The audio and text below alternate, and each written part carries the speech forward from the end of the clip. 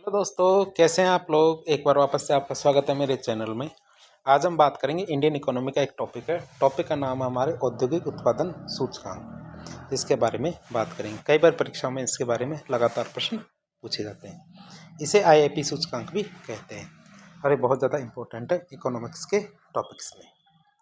अब बात करें औद्योगिक उत्पादन सूचकांक की, तो किसी अर्थव्यवस्था के जो औद्योगिक क्षेत्र है, जो किसी भी देश की यदि अर्थव्यवस्था है तो उसमें जो औद्योगिक क्षेत्र होता है, किसी खास अवधि में उत्पादन के बारे में यदि जानकारी लेनी हो तो हम आईआईपी के माध्यम से ही ले लेते हैं। अर्थात आईआईपी के माध्यम से हमें किसी खास अवधि में उत्पादन की स्थिति के बारे में जानना हो कि इस देश में उत्पादन कितना होता है, कैसे होता है, तो इसके बारे में जानकारी हमें आईआईपी के माध्यम से ही मिलती है। बात करें इसकी, तो सांख्यिकी और कार्यक्रम कार्यान्वयन मंत्रालय, जो हमारा ministry of statistics and programme implementation है, इसके अधीन जो एनएसओ है, मतलब नेशनल स्टैटिस्टिक्स ऑफिस, मतलब राष्ट्रीय सांख्यिकी कार्यालय के द्वारा औद्योगिक उत्पादन सूचकांक आईआईपी के आंकड़े हर 3 महीने में जारी किए जाते हैं। ध्यान रखना, हर 3 महीने में इसके आंकड़े जारी किए जाते हैं। कौन जारी करता है? एनएसओ के द्वारा जारी किया जाता है। औद्योगिक उत्पादन सूचकांक के आंकड़े आधार वर्ष के मुकाबले उत्पादन में बढ़ोतरी और कमी, इसके संकेत देते हैं कि हमारा उत्पादन बढ़ रहा है, कम हो रहा है, या फिर किस स्तर पर चल रहा है। हर 3 महीने में ये आंकड़े आते हैं और इसका बेस क्या बनाया जाता है? जो हमारा आधार वर्ष 2011-12, इसी के आधार पर इसके आंकड़े दिए जाते हैं। पहले औद्योगिक उत्पादन सूचकांक का आधार वर्ष 2004-5 था, लेकिन वर्तमान में औद्योगिक उत्पादन सूचकांक का आधार वर्ष क्या है? 2011-12 कर दिया गया है। औद्योगिक उत्पादन सूचकांक का आधार वर्ष 12 मई 2017 को 2004-5 से बदल के 2011-12 कर दिया गया था। औद्योगिक उत्पादन सूचकांक क्या? उद्योग क्षेत्र में हो रही जो समृद्धि है, यह वृद्धि है, इसको बताने का सबसे सरल तरीका हमारा औद्योगिक उत्पादन सूचकांक होता है। औद्योगिक उत्पादन सूचकांक क्या है? 3 सेक्टर होते हैं हमारे: विनिर्माण सेक्टर, खनन सेक्टर और विद्युत क्षेत्र। इन 3 क्षेत्रों की 407 मदों के उत्पादन को आधार बना के किया जाता है। कितना? हमारे 407 मदें होती है, आइटम्स होते हैं। इनके उत्पादन के आधार पर इसको मापा जाता है। किस किस के? विनिर्माण, खनन और विद्युत क्षेत्र में, जिसमें सबसे ज़्यादा भारांश किसका होता है? विनिर्माण क्षेत्र का। यदि इनको हम भारांश के आधार पर बांटें तो तीनों क्षेत्रों को, तो इसमें 3 सेक्टर हमारे, एक तो मैन्युफैक्चरिंग सेक्टर, निर्माण क्षेत्र, खनन क्षेत्र और विद्युत क्षेत्र, 3 क्षेत्र बांटे गए हैं। जिसमें भारांश की बात करें तो सबसे ज़्यादा भारांश हमारे किसका? विनिर्माण क्षेत्र का, 77.63% भारांश हमारे निर्माण क्षेत्र या मैन्युफैक्चरिंग सेक्टर का है।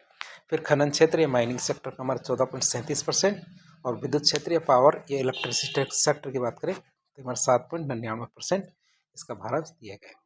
और टोटल मदें कितनी है हमारी? 407 मदें। अब इन 407 मदों का यदि वर्गीकरण करके देखें हम, तो क्या वर्गीकरण होगा? उपयोग के आधार पर इन 407 मदों को 6 भागों में बांटा गया है। जैसे कि इसका वर्गीकरण 6 के 6 भागों का देख लेते हैं। सबसे पहले बात करते हैं हम कौन सी? प्राथमिक और बुनियादी वस्तुएं। जो हमारी प्राथमिक और बुनियादी वस्तुएं होती हैं, जिनके बिना मनुष्य या भारत कोई भी व्यक्ति रह नहीं सकता। अब उनको क्या 34.1% भारांश दिया गया है। कितना? 34.1% भारांश दिया गया है। लेकिन 407 मदों में से उनके केवल 15 मदें ही है। कितनी? केवल 15 मदों को शामिल किया गया है, लेकिन भारांश कितना दिया गया है? हमारी 34.1%। फिर आते हमारी पूंजीगत वस्तुएं, जिनको कैपिटल गुड्स कहते हैं। कैपिटल गुड्स की बात करते हैं, इनको भारांश हमारे 8.2% दिया गया है। और मदों की बात करें तो 67 मदें इसके अंदर शामिल की गई है। फिर आती है हमारी मध्यस्थ वस्तुएं या फिर इंटरमीडिएट आइटम्स। इनकी बात करें, इनको भारांश कितना दिया गया है? इनको भारांश 17.2% दिया गया है। कितना भारांश दिया गया है? 17.2% इनको भारांश दिया गया है। और इनमें मदें कितनी आती है? 110 मदें आती है। कितनी मदें आती है इसमें? 110 मदें शामिल की जाती है। फिर आता हमारा विनिर्माण और इंफ्रास्ट्रक्चर वस्तुएं, अर्थात जो हमारे मैन्युफैक्चरिंग और इंफ्रास्ट्रक्चर गुड्स है, उनकी बात करें तो 12.3% इनको भारांश दिया गया है। और मदों की संख्या कितनी है? 29 मदें ही शामिल की गई। फिर टिकाऊ उपभोक्ता वस्तुएं, जो मतलब ड्यूरेबल, जो हमारे कंज्यूमर आइटम्स है, जो बहुत समय तक चलते हैं। जैसे हमारे कई बार टीवी ले लेते हैं, फ्रिज ले लेते हैं, जो तुरंत नहीं खराब होते, या फिर जो लंबी अवधि के लिए लेते हैं। ये हमारी 86 मदें हैं, उनको शामिल किया जाता है। और हमारे जो गैर टिकाऊ जो वस्तुएं होती है, जो हम कम समय के लिए जिनको लाते हैं, उन्हें 15.3% भारांश दिया गया है। और मदों की संख्या कितनी है इसमें? 100 मदें। यदि हम ध्यान से देखें तो भारांश के आधार पर तो किस भाग को सबसे ज़्यादा तवज्जो मिलती है। तुम्हारे प्राथमिक और बुनियादी वस्तुएं हैं जिनको 34.1% बढ़ावा दिए गए। और 407 मदों में से यदि मदों के हिसाब से देखें तुम्हारे मध्यस्थ वस्तुएं जिनको कितनी वस्तुएं 110 वस्तुएं, उनको मदों के हिसाब से देखें तो जो हमारे मध्यस्थ वस्तुएं उनको सबसे ज़्यादा भाग मिला है।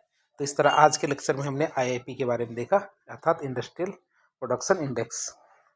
इंडस्ट्रियल प्रोडक्शन इंडेक्स के बारे में सब कुछ जानने की कोशिश की। तो इस प्रकार के इन्फॉर्मेटिव वीडियो देखने के लिए हमारे चैनल से जुड़े। वीडियो पसंद आता तो वीडियो को लाइक करें, चैनल को सब्सक्राइब करें, अपने दोस्तों के साथ शेयर करें। धन्यवाद।